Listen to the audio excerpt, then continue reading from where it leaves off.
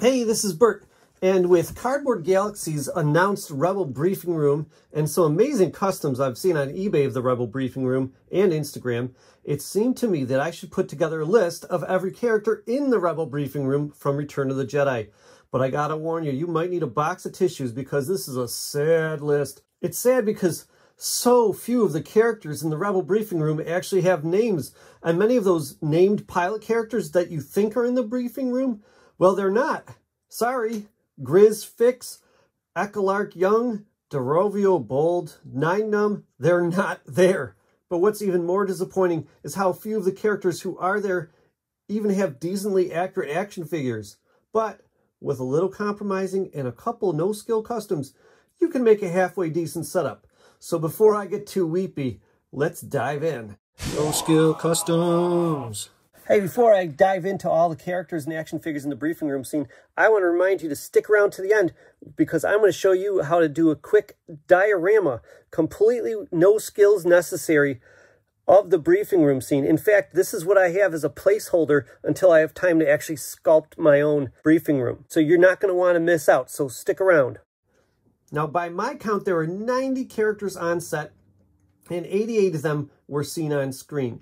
This includes the bridge, and I'm working on the assumption that only Admiral Ackbar made his way down the stairs to the main rotunda, because it's not really clear whether any of these other specific Calamari characters besides Admiral Ackbar came down to the meeting area or not. So, I broke this space down by character type.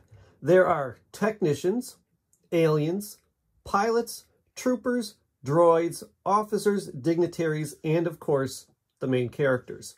There are 19 Rebel technicians. The men and women have different but coordinating outfits. There are 9 women and they're all in the top row, and the men are scattered throughout, and there are 10 of them. The one guy closest to the hologram projector on the right is named Lieutenant Sue V's, and this guy is Corporal Marmer, but I'm not sure whether he's one of the technicians in the briefing room or not, as this image is actually from the hangar bay. Now, as far as figures go, I wouldn't hold my breath about getting official figures of the men or women technicians, but I, for one, would love a battle pack of these. But until then, many people have done the no-skill custom of beginning with the Russian soldier from the 2008 Indiana Jones 3.75-inch toy line and swapping his head with either the OTC Han Solo Millennium Falcon pilot figure or the Saga Endor Rebel soldier, because they have the headphone microphone combo, and putting on the hat from the vintage collection Tantive 4 Trooper to finish it off. That works well for the men, but I gotta admit, I haven't really seen an easy solution yet for making the women. Now, let's go from the deliberately boring technicians to the super awesome aliens. Now, at the back left, you can see 4 aliens called Ishi Tib. Hasbro made one of these back in the Power of the Force days, and while the articulation is pretty limited, it works fine for this scene, and it looks pretty accurate. Just one thing changed from the photography of this character to how he appeared in the movie, and that is that in the movie, he doesn't have a rank badge. So the toy is a little inaccurate because they based it on the photography of the character. Now, if you have painting skills, you can repaint him blue and gray to make one of his buds, but the other 2 have significantly different outfits, so they're going to need a little more than a repaint. One of the other 2 is actually pretty well documented, but about the only image of the last Ishi Tib is what you see of him in the movie, really. So I made my own version of what I think his outfit really looks like using the other guy's picture. Now, our next aliens are these 3 Dresselians. And believe it or not, 2 of them have names and action figures. But the problem is that the figures have a couple small inaccuracies. So first is Major Pano from the Legacy Collection, who's Build-A-Droid number 20. Major Pano first got his name from the Decipher collectible card game card, and there he's depicted as the darker-skinned Dresselian with the light hood. And here they made him a darker-skinned Dresselian, so that much is right, but they gave him a really dark hood, which actually belongs to this guy, who I think kind of personally has a lighter skin tone, kind of like Ora Marco. So in a way, he's kind of like a combination of both Dresselians. The Dresselian to their right is Pruneface himself, Ora Marco. Ora Marco was made in the vintage collection as VC-114, and they made his cape way too pale. But not only that, but both of the Dresselian action figures were based on in-progress pre-production costumes as opposed to how they actually appear in the film. So the figures were given one of these little doodads on their capes instead of 4 of these little pointy black things. Now, the other thing that was missed by the action figure sculptors, because they weren't wearing them in the early costume fittings, were these ammo straps that they each wear around their forearms. Now, the next group of aliens are the Mon Calamari, the most obvious being Admiral Ackbar himself. Now, at first glance, you might think that Vintage Collection 22, the Vintage Collection Ackbar figure, is perfect, but Hasbro made 2 mistakes on his costume that they'd already gotten right in the otherwise inferior 6 points of articulation 1997 figure. Number 1 is that his rank badge is wrong. And the second error is the handling of his belt, which should have this fancy clasp detail on each side. And in case you're wondering, yes, this is the sort of thing that keeps me up at night. There are 3 Mon Calamari characters on the bridge and 1 more on the main floor who are essentially wearing the same outfit as Admiral Ackbar, except in tan. Unfortunately, a figure of this outfit has not been made since the 1999 6 points of articulation Power of the Jedi figure, which is essentially a repaint of Admiral Ackbar, but with new laced shoes. I mean, seriously, how often do you really look at a man's shoes? And a removable helmet, because one of the Mon Calamari up on the bridge has a helmet on. The one to Admiral Ackbar's right in this shot is named Captain Varric. Finally, on the main floor, there are 2 more Mon Calamari wearing a much more detailed costume with lots of pockets and pouches, and they've never been made in action figure form. One of these 2 also has a name, and that is Major Hashin. The last alien species on the list is the Sullustan species, because I'm saving Chewbacca for the end, folks. Don't think I forgot about him. There's only 1 in the scene, and now, depending on who you ask, this is either 10 num or 9 num. I personally believe it's 10 num because I have a hard time believing 9 num would want to change his outfit from a B-Wing pilot uniform to his co-pilot outfit and then back again to the B-Wing pilot uniform for the celebration at the end of the movie. Plus, the Polaroid of the costume fitting has 9 num written and then crossed out and replaced with the number 10. What more evidence do you need? But anyways, Hasbro made a figure of a Sullustan pilot in the Legacy Collection as Build-A-Droid number 19, and they decided he was 9 num. He's a little different, though, than how he is in the briefing room scene, because the face mask is attached on the action figure, where in the meeting, he has it kind of hanging around his neck. But when you take the oxygen mask off of the 9 num pilot figure, you just see his bald head rather than like this leathery cap that he's supposed to have on in this scene. So what I've done as a no-skill custom is I've taken the Kean Farlander figure, popped off his head, and then I've taken actually the Force Awakens version of 9 num and popped his head back on in place. And I think it works pretty well. Now on to the other pilots. 10 num, or whatever you want to call him, isn't the only character in a B-Wing pilot uniform. There are 4 human B-Wing pilots in the top row of the briefing room. Now, unlike most of the other pilots in the briefing room, most of the B-Wing pilots actually have names. At least I think they do. From left to right, we have a male who might have inspired the short stories from Star Wars Insider magazine about Lieutenant Braylen Stram, but I've not seen any official word that this is that character. But it fits pretty well, if you ask me. Nonetheless, Hasbro's not made this figure. Next, we have Kean Farlander, who was first available in the Legacy Collection Pilot Evolution 3-pack, and then again with a slightly better paint job in the Vintage Collection as VC63. Next is Palso Thurn, who was available in the Battle Over Endor multi-pack at Toys R Us. And finally, there's a woman who I believe has retroactively been named Gina Moonsong, again because of short stories from Star Wars Insider. And she's never gotten a figure either. Now, I've used a Torn Farhead, put that on the Kean Farlander figure again, and put on the Tycho Celchu hood, and it looks pretty much like she does in the movie. And you can use a fin head to make Braylen Stram. It's just that his neck is going to require some painting then. As far as accuracy goes, the B-Wing pilots have pretty great sculpts. Their chest controls look great, their straps are cool too, but what drives me nuts is that Kean Farlander and Palso Thurn have such different colors. Palso has silver straps and a much darker red jumpsuit, and their boots don't match one another's. Seriously, I would much prefer that all of our pilots just match one another. There's no need to make minor changes just to make one B-Wing pilot different from the other. Just swap out their heads for me. That's it. Now, I think Hasbro honestly has a better handle on this nowadays with all their multi-packs, but you'll see in a moment this situation's even worse with the A-Wing pilots. But before we get to the A-Wing pilots, I should address one inaccuracy on almost all of the pilots in the briefing room scene as far as the toys go, and that is their gloves. See, this one I can't really hold against Hasbro because it's not an inaccuracy to the costume, really, that their figures are all wearing gloves. It's just that it's an inaccuracy to this particular scene. The official uniform of all the pilots in Star Wars is that they all have gloves. But since they're just hanging around on the base, most of the pilots in the briefing room scene aren't wearing theirs. So even though I'm Commander movie accuracy all the time, I'm going to let that one slide. All right, now on to the A-Wing pilots. They are also seen on the top row, and there are some actually seated on the first row as well. And I gotta say, the A-Wing pilot action figures are super infuriating, and that's because the only A-Wing pilot wearing the correct uniform as a toy isn't even in the movie. And the problem all started with the 30th anniversary collection Tycho Celchu figure. Now, you see he's a character in the comics, and I'm assuming that the figure was based on some comic drawing of him, but I haven't been able to find a drawing that looks like this outfit anywhere on the entirety of the internet. Because really, aside from the fact that the figure's wearing green, there's very little to the figure that looks like an actual A-Wing pilot uniform.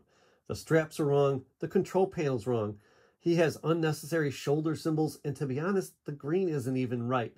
And to make matters worse, Hasbro used this mold over and over again, while also changing the detail colors for no reason, so they don't even match each other well. And it's worth mentioning that even though the figure is so wrong, the relief of Tycho on the 30th anniversary coin that was packaged with the figure has the proper detailing. So somebody knew what they were doing there. But then in 2012, they finally made an accurate A-Wing pilot costume, and that is Vintage Collection 91. And it's this Mon Calamari guy who was never in the movie because his scene was cut. And on top of that, the figure is rare and expensive, so customizers like me can't even afford to buy a bunch of them and turn them into humans. The other weird thing is that despite wearing the green A-Wing pilot flight suit, this Calamari character was actually filmed in the B-Wing cockpit, so I think he's technically a B-Wing pilot. But once you look past the inaccuracies of the A-Wing pilot figure, the best pilot figure options nowadays are still those ones using the Tycho Celchu mold. So that means Jake Farrell from the Legacy Collection Pilots Evolution 3-pack, Arvel Krynid, who came with the Walmart exclusive A-Wing, and Sila Kott from the Battle Over Endor 4-pack. They're all based on pilots from the space battle scenes who actually never appear in the briefing room, unfortunately. I personally like the Sila Kott figure the best because she's got the tan shin guards, which is most accurate. Plus, the markings on her helmet actually match her helmet from the film, whereas Jake Farrell's helmet is almost entirely white with very little detail, even though in the film he's got details. And Arvel Krynid should have yellow earpieces instead of blue, and none of his details match. If you're trying to remember where the woman Sila Kott shows up in the Battle of Endor, it's probably because she showed up only in one shot, and she, in that shot, was dubbed over with a male's voice. Got it! Anyways, the point I'm trying to make is that, sure, you could use Jake Farrell or Arvel Krynid or Sila Kott for any of these A-Wing pilots that are in the briefing room, but honestly, if you don't have them already, I'd hold out on buying any of them right now, because they're all $25 to $45 figures, and I honestly think that a new improved A-Wing pilot figure must be just around the corner, because Hasbro is making a point to release the original 96 Kenner characters as updated Vintage Collection figures. And the A-Wing pilot hasn't yet been done on a Vintage Collection card back. And hopefully, when Hasbro gets around to it, they'll use the correct uniform and colors. And then hopefully soon after that, they'll make an Army Builder pilot pack with at least one more A-Wing pilot. All right, let's get back to the briefing room. On the top row, we have 3 A-Wing pilots. The pilot on the left has a helmet that he's kind of holding up against the railing with his hips, so it's really hard to tell exactly which helmet it is. The one in the middle, the old Decipher collectible card game, or CCG card, labels the middle pilot as Tycho Celchu. And this was definitely Hasbro's inspiration for the Tycho Celchu figure, because this is the only A-Wing pilot holding a Y-Wing pilot helmet. But they actually used the wrong Y-Wing pilot reference and gave him the helmet on the left of the screen instead of the one on the right, which is the one that he's supposed to have. The pilot on the right of Tycho Celchu appears to be holding Sila Kott's helmet, because it seems to have blue details over the ears, whereas the other props that I found have either red or yellow details on the ears. Now on the bottom row, we've got 3 more A-Wing pilots, including a woman in the middle with a pretty cool hairdo that makes me think of Egon from the Ghostbusters cartoon. But the pilots on the left and right of her seem to have helmets. I can't tell that she does, honestly, but the helmets that these guys have are so similar, and the images of these pilots are so blurred and in the background that I can't tell you for sure which A-Wing pilot should have which helmet.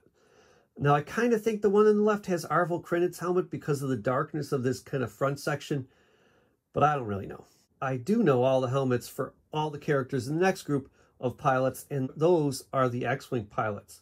There are 7 seated X-Wing pilots, and again, none of these pilots have officially been made into figures. So if you're trying to make this scene, the best X-Wing pilot body right now is the Vintage Collection Luke Skywalker, who is available in the Vintage Collection Luke Skywalker Jedi Destiny 3-pack and as VC-158. But really, honestly, any X-Wing pilot with straps that aren't molded to the legs is pretty decent. Some of them have some awkward arms, but you could use them as is, or you could do a head swap with them. So I'm going to go over the New Hope characters and Empire Strikes Back characters who originally wore these helmets, and tell you whether or not those characters have action figures, since none of these ones do officially. But before I tell you those, I want to ask you guys, if you haven't already, please like and subscribe to this video. It means a lot to me. It tells me that all the time I've been spending on these videos is worth it and that people appreciate it. So it means a lot to me if you could just go ahead and do that. And check out some of my other videos. My personal favorite video that I've made recently is the Things You Missed in Return of the Jedi video. And I don't feel like a lot of people have seen it. There's a lot of cool stuff in that video, so it's worth checking out. Thanks a lot. Let's get back to this list. In the second row, we have 4 X-Wing pilots. On the left, we have a guy who has Theron Nett's helmet. But actually, of all the X-Wing pilots that we see close up in A New Hope, Theron Nett has never had an action figure. So you'll either have to compromise and use someone else's helmet or customize one. Next is a guy with Red Leader's helmet from A New Hope. And Red Leader is Garvin Dreis, and he was available in the Scramble at Yavin multi-pack. And he's pretty expensive to acquire. There is a character in Empire Strikes Back named Nikos Panib, who in Legend Stories wears a facsimile of Garvin Dreis' helmet to honor him. And even though they're most likely played by different actors, I kind of consider this guy in Return of the Jedi to also be Nikos Panib because he has the same helmet. Or Nikos Panib died on Hoth, and this guy is wearing a replica of Nikos Panib's replica of Garvin Dreis' helmet. That's the kind of backstory I want to read about. Then we have this man with Grizz Frix's helmet, which is actually really just Dutch Vander's helmet. I'd have to say the Black Series 3.75-inch Dutch Vander is way easier to acquire than Grizz Frix, so I suggest finding him. Now, last in line in the second row is a character who actually has a name, and that is Kin Kian. Kin is wearing a largely blank helmet with a blue Rebel insignia on it. And this helmet is worn by nearly all the X-Wing pilots in the Yavin ceremony, and also by Snowspeeder pilot Dak Ralter. Dak can be found in the Black Series 3.75-inch collection or the Vintage Collection as VC-07. Dak is wearing a Snowspeeder pilot uniform, though, so the figure itself isn't much use for this scene. And the helmet that Kin Kian's wearing is pretty battle-worn, so you'd want to do some weathering on Dak's, because the toy came with a pretty pristine-looking helmet there. Now, in the bottom row, we have 3 more X-Wing pilots. The first man on the left has a rather dark-looking helmet, almost black, and the book Dressing the Galaxy says was a copy of Zev Seneska's helmet from Empire, so I don't know why there needed to be a copy of it made. So you could use Zev's helmet from Saga Legends, though it too, kind of like Kin Kian's helmet, the toy is a lot less weathered than what the guy has in the movie. Next, we have a pilot holding a helmet with red Rebel markings. Now, these aren't perfect matches, but you could use Lieutenant Lapierre's helmet from the 30th Anniversary Collection Y-Wing, or you could use Tyree's helmet from the Yavin pilot pack. The last seated X-Wing pilot is Carrie Neth, and she is holding the blast shield helmet that Luke used in A New Hope, which had been modified to have goggles instead of the blast shield. Now, many consider this to be Dorovia Bold, and with good reason, as they are both dark-haired women who wear this particular helmet. However, Dorovia Bold is officially this pilot who was cut from the battle and is played by a different woman than Carrie Neth, who is seen both in the briefing room scene and again in the celebration scene at the end of the movie. I think they really could have gotten away with these two being the same character, but oh well. Dorovia Bold actually has a figure, though, from the Rebel Pilots Evolution 3-pack, which most people, including me, just simply use as Carrie Neth, even though her hair is a little bit different. Finally, there's one more X-Wing pilot in this scene, and it is, of course, Wedge Antilles standing in the foreground. The best Wedge figure is VC-28. It's not bad, but it isn't amazing either because it uses an old New Hope Luke mold, so he's a little shorter than he should be, and his belt and chest thing are a little bit inaccurate. The final group of pilots are the Y-Wing pilots. There are 5 Y-Wing pilots in this scene, 3 in the middle row and 2 in the bottom row. And apparently sometime between A New Hope and Return of the Jedi, the Rebellion got the budget to get new uniforms for their Y-Wing pilots, and now they wear gray uniforms instead of the standard orange X-Wing pilot uniform. And like the A-Wing pilots, the Y-Wing pilots have not gotten an accurate figure yet. While Hasbro has come a long way from the pink uniform figure from the Power of the Force days, the only decent gray-suited Y-Wing pilot is Ekelark Young from the Toys R Us exclusive Battle Over Endor 4-pack, and while his face and helmet are superb, he just has a repainted B-Wing pilot body, which is completely inaccurate to what Y-Wing pilots wear in the movie. Now, Ekelark is technically only seen in the battle sequences, but by process of elimination, I figured out that this particular pilot in the middle row is using his helmet. So I don't see a problem with just using Ekelark himself right here. To the left is a guy who has the helmet that the Tycho Celchu figure comes with. And in the battle sequence, this character is Horton Salm. The last Y-Wing pilot in the row has this helmet with the blue stripes. And you can get that helmet actually as in an action figure form with the original Arvel Crinid figure in the Power of the Force pilot pack. Now, it doesn't look like they have helmets in the shots where they're seated already, but the 2 Y-Wing pilots in the bottom row can be seen carrying helmets on their way to their seats. The bottom row pilot has this helmet with yellow letter L's on the forehead and like this octopus floral design thingy on the chin. And then the second pilot on the bottom row has this other helmet that's yellow with the RFB sticker. And that actually happens to be the helmet that Grenny Telsij wears during the Endor battle sequences. Now, let's move on to the troopers. Thanks to the Decipher CCG, a surprising number of Endor troopers have names, but unfortunately, a surprising few, if any, have decent action figures. And what's especially disappointing is how close we were to having a decent figure multiple times. A big part of the problem is that there are 3 different outfits that Endor troops wear. The troops wear different combinations of accessories like bandoliers and satchels and helmets and gloves. But as far as their clothing, there's really just 3 different outfits in the briefing room. In fact, we're really just talking about their shirts. They all have the same multi-pocketed camouflage pants and hiking boots with the ankle wraps over top, but their shirts and how they wear them vary quite a bit. The first option we have is the hooded camouflage jacket that matches the pants worn over top of a gray shirt.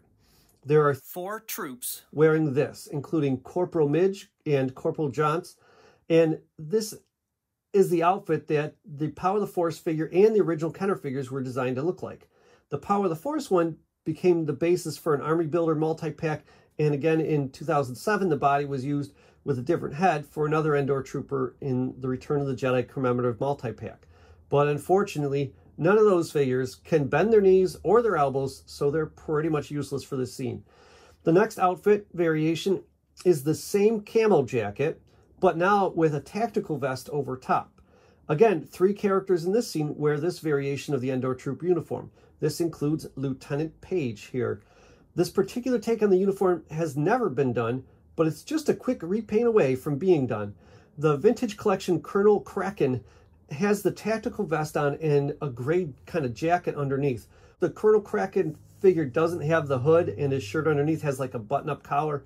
I've seen several people on the internet and Instagram take the Kraken figure and paint the gray pants and jacket in green camouflage, and to be honest, I think it looks pretty great. We can also see 4 characters in the last outfit variation, which is the tactical vest over the standard gray shirt. These characters include Captain Yutani and Corporal Delavar. So this brings up another annoying figure. This one from the 2002 Saga collection brought us these 2 Endor troopers who might as well be pre-posed PVC figures like they sell at Disney World, because for all their articulation, they can't do much. And rather than starting from scratch for their 2006 Saga collection Endor troopers, Hasbro made all new legs, but slapped on the same old pre-posed torso and arms, kind of off kilter and everything. So these 2 figures can just barely look natural in a Rebel briefing room scene. I'm talking barely. Now, you may have noticed that I made no mention of the Vintage Collection Endor Trooper, and that is because nobody in the briefing room has a trench coat on. But of course, the Vintage Collection figure's trench coat is removable. So wouldn't that work? Nope. There's nobody in the movie at all who has that gray shirt without either a vest or the green camouflage jacket over top. Which is why this figure, while nice, is such a horrible missed opportunity. I'm a little relieved because these 2 Vintage Collection figures with this body are so hard to come by as it is. And had they made the upper body beneath the trench, either the the full camo jacket or the tactical vest, either one, this figure's price would be through the roof because people would want it so badly.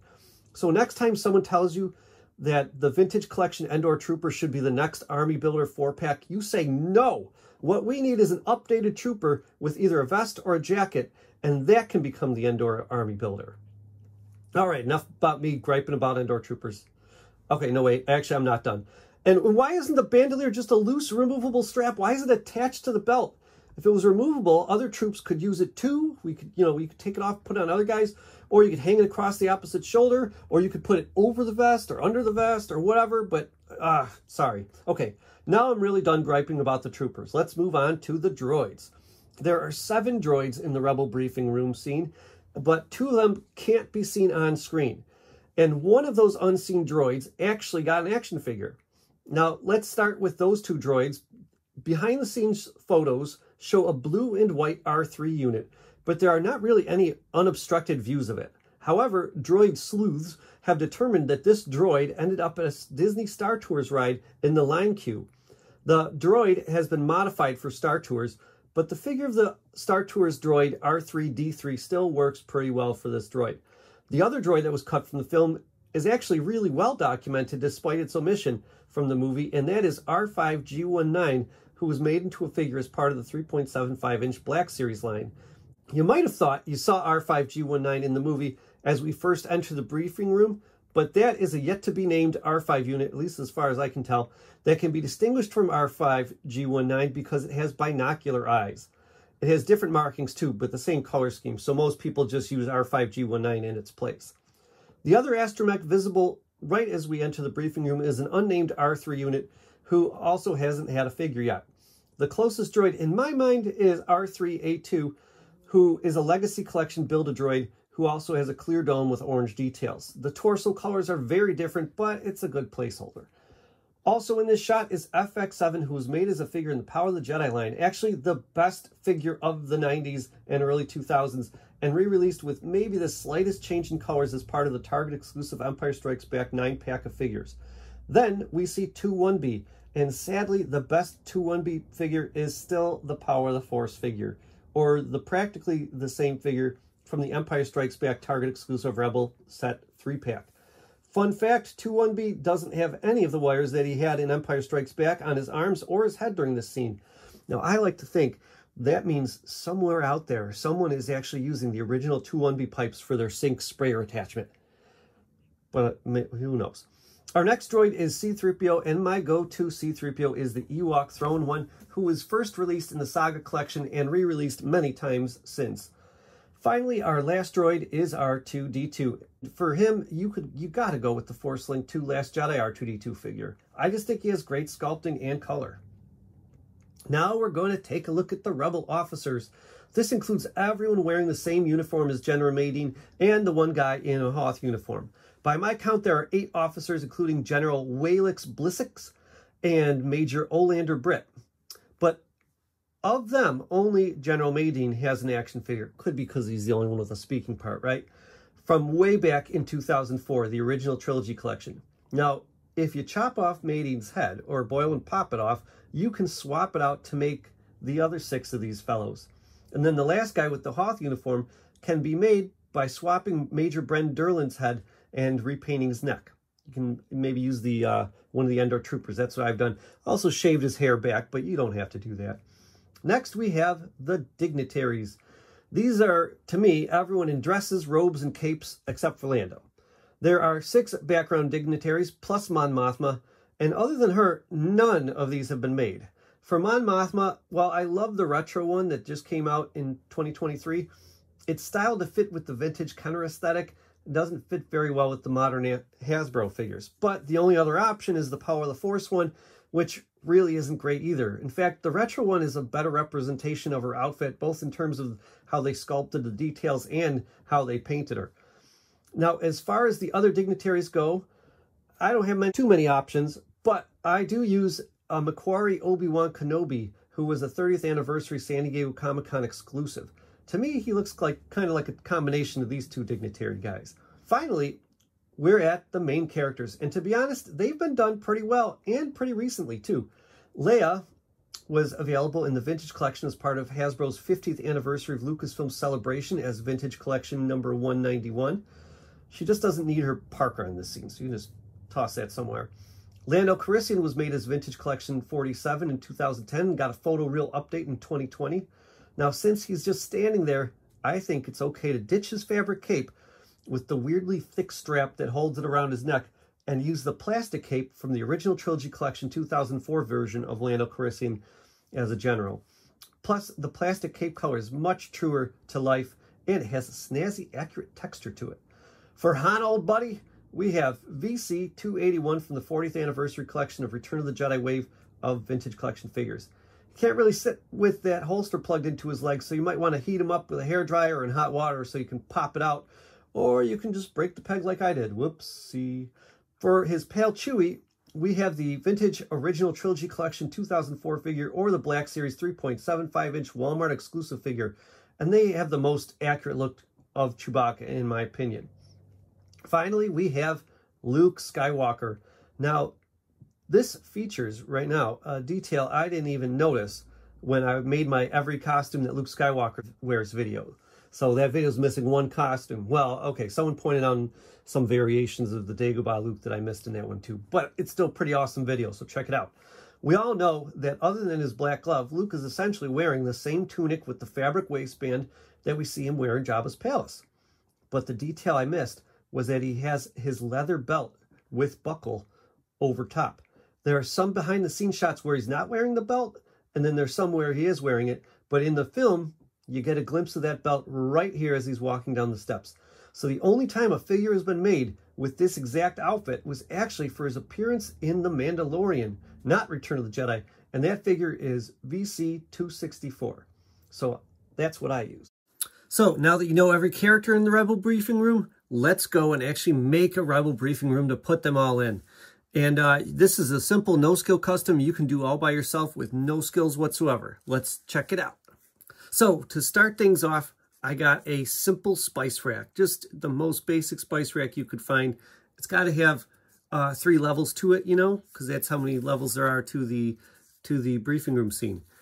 Once you have that, you just need to find some sort of a walkway. I used the walkway from the Theed Hanger playset. Basically, I just didn't assemble the thing, and I took the walkway out. And the walkway has 2 sets of railings. I just didn't put the back set on, and I only used the front set. And then, I mean, but there's a lot of different toys that have walkway spaces, or you just really just need the railing.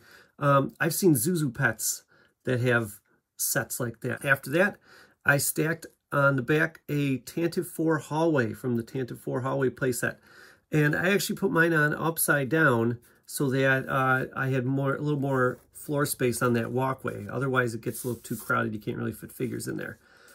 Then, in front of everything, I used the Uncle Milton Holographic Animation Lab. Now, that's kind of hard to find, but it was getting pretty cheap. When I bought mine, it was like 10 bucks. But anyways, if you can't find that, lots of people have done different 3D prints of this. You could find on Etsy or eBay. I think HoleInTheGroundPro.com also has one. Then on top of that, I used a 4.5-inch hamster ball. That's the diameter, right? And I just didn't put, you know, it's got a little opening for you to put the hamster in. That's the bottom. That becomes the bottom. You know, I take that off and that becomes the bottom. Now, I was planning on actually using paint markers and drawing all sorts of little squiggly lines and stuff, like the map of the Moon of Endor. But then I was thinking about it, how it's got these lines in it. I think I might actually like somehow dye it red or something like that and actually make it into the Death Star for later on when they're showing all the little ships going into the center of the Death Star. So I might change what mine's for. But if you want it as the planet, you can get a little red Death Star that came with R2-Q5 in the Saga collection. So that figure had that little accessory. And then the last accessory piece that I use is the computer console from the Luke Skywalker with Back to Tank Deluxe pack from, I think, the Power of the Jedi days. And really, that's about it. Now, I had 3 set up here, and actually, when I started putting things together, it got too crowded, so I actually only used 1. But then after that, once you've done that, you can start loading it up with figures. So let's take a peek at how mine turned out.